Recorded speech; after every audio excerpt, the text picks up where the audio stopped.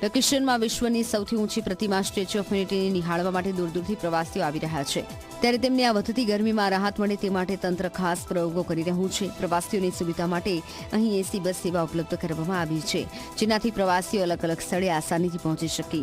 આ સાથે મુલાકાતીઓ માટે પીવાના પાણીની વ્યવસ્થા, આરામ કરવા અને બેસવાની સુવિધા રાખવામાં આવી છે. મેડિકલ ઇમરજન્સી માટે જરૂરી વ્યવસ્થા પણ કરવામાં આવી છે. તંત્રની આ વ્યવસ્થાના પ્રવાસીઓ વખાણ કરી રહ્યા છે.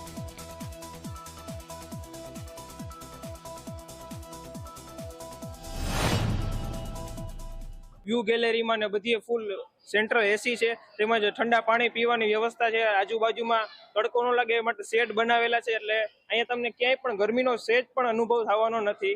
તેમજ અહીંયા ઓલ્ડ એજ માટે પણ લિફ્ટ ને બધું વ્યવસ્થા સારી છે. ગરમીનો અહેસાસ થતો નથી. અહીંયા બધે બહુ જ ઠંડી જેવું છે, કેમ કે અહીંયા બધે સેન્ટ્રલ એસી લગાવેલા છે અને અહીંયા બધે બહુ મસ્ત છે અને આજુબાજુનું જે ગ્રીનરી છે એ પણ બહુ સારી છે અને ફૂલ બધે પાણીની પણ વ્યવસ્થા સારી એવી છે.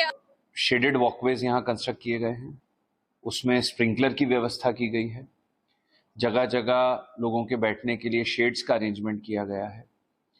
जैसा कि आप लोग जानते हैं कि ऑलरेडी 55 जैसी एसी बसेस टूरिस्ट के फ्री मूवमेंट के लिए अवेलेबल हैं.